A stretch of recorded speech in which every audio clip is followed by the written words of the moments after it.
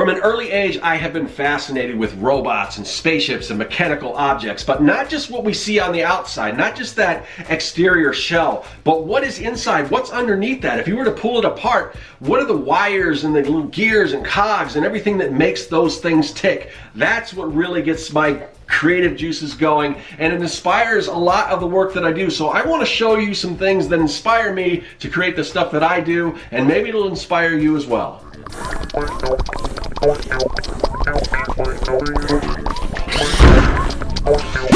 Greetings, people of the internet. I'm Scott with Serkworks Art Labs. Welcome, mad creators, to the underground laboratory where we create robots, aliens, zombies, and other imminent threats to humanity. Now, I mentioned robots, and if you watch this channel for any length of time, you know that I create a lot of robots. Where do I get my ideas when I'm designing these robots? I'm going to show you some of my favorite places to get those ideas. Just for example, this is, I do a lot of these blueprint robots. I love blueprints. I love cross sections. I love technical drawings.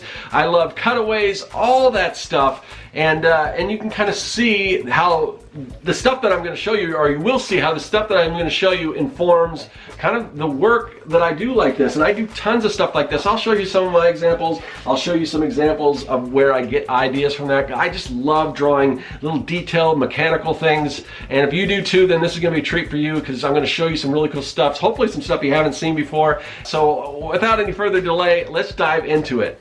As with any artist, there are a lot of things that contribute to the work that I do, that inspire me. I did a video a little while ago talking about vintage comic book ads and the influence that that had on the work that I create. But now I want to dive into another area, something that really inspires me, and that is like blueprints and cross sections, cutaways, things like that. If you're not familiar, I do a lot of this type of stuff. I've been doing these blueprint sketches on my channel, so you can kind of see, the little annotations, all that kind of stuff, coming up with just how things work. And usually when I come up with the way how things work, it's completely nonsensical. This isn't, I am not like a mechanical engineer or anything by any stretch of the imagination, but I just like the idea in this sort of fantasy world, how something, the pseudoscience of how something like that would come together. So it doesn't really have to mean anything to me. It just needs to be somewhat plausible in a fictional world. But anyway, so that's the kind of stuff I love to do. Here's another, I'll show you a print here. This is another like big blueprint of this mech. I draw a lot of giant robots and everything. So I want to show you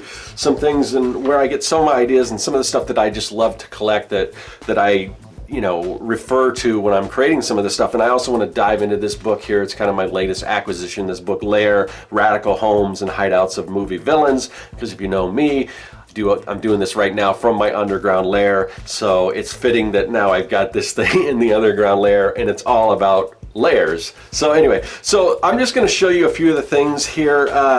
This is the kind of stuff I'm talking about. So this is a Transformers kind of visual dictionary. You can see this arc here. You can kind of see all this different things in here. Now this is probably getting a little more detailed than I would get into, although every once in a while I will do things like this. But it just, that's a ship. There are a lot of ships and things, but here, this is the kind of stuff that amazes me, because you see these Transformers on TV or in the movies, and you're like, how can this actually work? But then you and it probably would not work in real life, to be totally honest, but it doesn't matter because it looks cool, and these look like actual parts, and you got all the pistons and everything in there, and you can even see with the masks and just all this stuff. It's just this is really gets me going. You can kind of see based on that where I come up with prints like, here's one of my prints.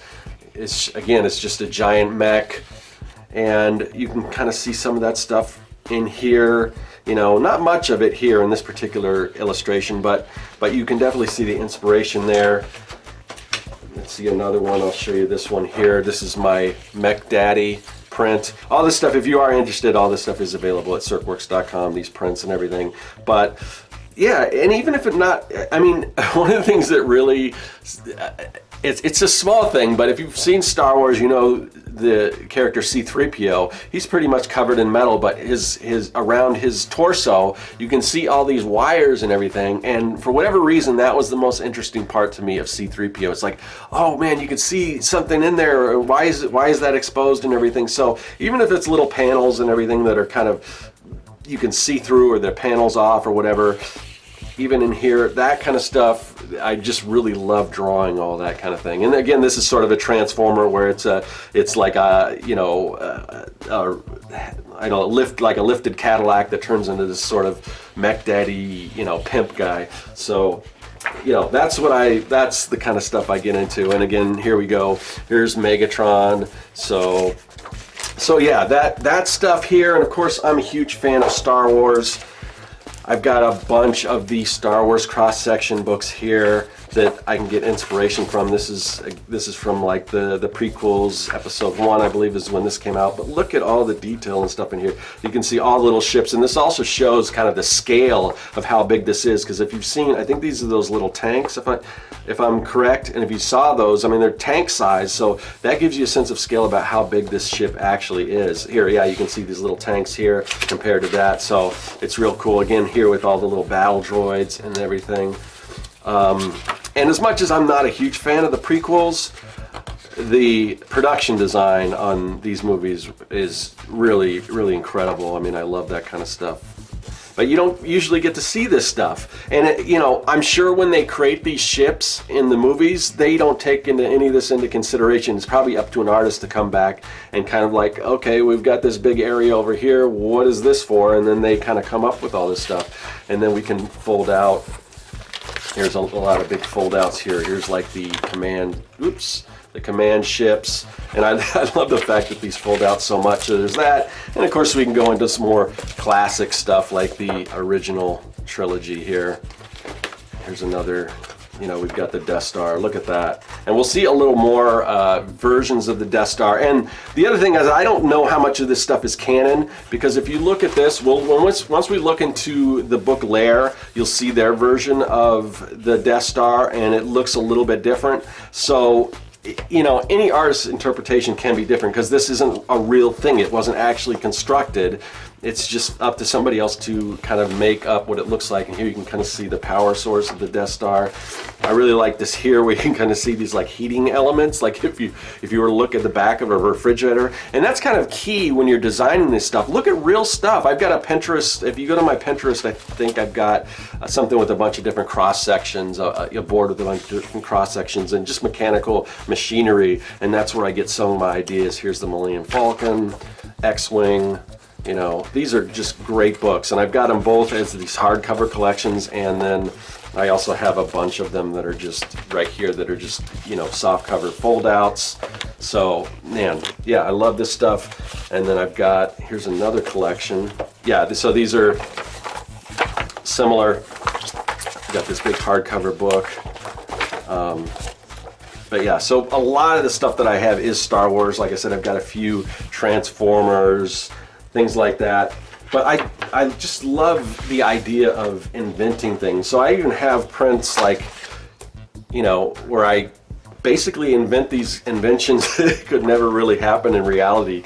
The kind of combination of a Game Boy meets an old Atari 2600, or a, you know, a Viewmaster cross with a Polaroid camera, a portable 45 RPM record player. I mean, these things just couldn't really exist, but they're fun to imagine. So I just love that kind of stuff, and that is, like I said, that's a huge influence. So as I said, I really do, the main thing I just wanted to do is just dive into this, because this, like I said, this is the latest book that I just added to my collection, and I really love it. If I can remember, I will leave a link to Amazon. I did an unboxing video where I showed a little bit of this, but I want to dive just a little bit deeper. And this is just a beautiful book, and I was really surprised when I went on Amazon. I was looking at some of the reviews, and there were a few negative reviews, people that said they didn't like this silver, I don't know if you can tell, but this is like silver ink on solid black paper, and it is just so beautiful. But I'm guessing the people that complain may be more actual, maybe engineers, and they just wanted the straight blueprints. But for me, as an artist, I love the way this book is presented, and it's just a beautiful book. So a lot of these are going to be like Bond hideouts. So here we got Blowfield,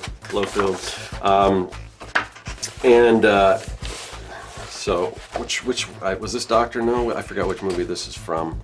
You Only Live Twice. So here we go. You've got the helipad. Let me move this up a little bit. As high up as my camera is, I can't. It's hard for me to get a good view of everything. So I'll kind of move this book around. But you get to see all this stuff. Look at that missile there. All right. So, and you just get so many different views of this here. This is from the man with the golden gun, and a lot of these, Christopher Lee. This one is just hideout inside. You know, if you've seen the underground layer, you can see sort of the rock formations around it. So this kind of dug in here. And this is a more sort of contemporary look, or contemporary for back in the, I guess, the 70s when this was filmed. But you just love the architecture. And I'm just in awe of this. Here's another one. This one's from Diamonds Are Forever. Again, classic movie villain. And a lot of these houses that you see in these movies were in other movies. I don't know. I forgot which one it was exactly, but it was also in Charlie's Angels and a bunch of other movies.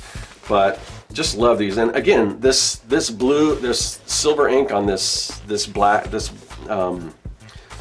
solid black paper is just beautiful. Look at this one. Man, wouldn't it be amazing to live in a house like this? I mean, you don't even have to have sharks with laser beams or anything, just the house in general. They're just really cool. The Spy Who Loved Me, probably my favorite of the Roger Moore Bond film, The Spy Who Loved Me. I always loved the car that went underwater and everything. But this also reminds me sort of like the Legion of Doom, which I believe the Legion of Doom headquarters preceded this, but look at that. I mean, it's just so cool. And again, I want to show you another thing. I always love the idea of, you know, you've got these crazy hideouts. Let me get back over here. Where was I? You've got these crazy hideouts, but think, who would sell the who is there like a realtor out there that would sell these hideouts to mad scientists or evil villains? So I kind of came up with this print, this Chet Williams Villainous Realty, and basically that's what he does. You know, so you got, whether you want a remote island hideout or underwater labs or orbiting space station. So this guy actually does specialize in homes and hideouts. You know, call 1-800-555-LAIR. So that's just something funny that when I look at these movies with these crazy hideouts, is like, who builds all these things? Who's building the tank for the sharks, the man-eating sharks and everything? Again, back to this thing. So I just love that, and you can kind of see again. Basically, that's a huge inspiration, for this particular design here with the underwater labs. Little bit of a cross between this and the Legion of Doom hideout. But again, inside, let's scroll through here. Look at that. I love that. It's just all of these different views, and I don't really ever work in 3D software. But I could see how fun this would be just to design in 3D and be able to rotate. I assume that's how it's done. Maybe every single one was done by hand. My first actual real job, professional job as an artist, here we're back into Ex Machina. Awesome. This is a very good movie if you guys haven't seen it. And it's just kind of, it's sort of an evil genius in that he's sort of a tech guy and everything, but it's just kind of it doesn't have, like, it's not built in a volcano or anything like that, but it's just really cool. I mean, you do have sort of where it's got the rocks and everything. So you see repeating themes through here. And some of these movies are on my list of things that I haven't seen yet that I need to, like Dr. Strangelove. But here you got there's like a war room here. And this one's very different from the side. It's kind of just an angular body double. This is another one that I have not seen, but look at this. And these are, again, I'm sure these are in other movies as well, but I'm gonna have to make it a point to actually check out some of these movies that I haven't seen. But here we go. There's a really good look at it right there. Another really cool view. Let's scroll through here, Lethal Weapon 2.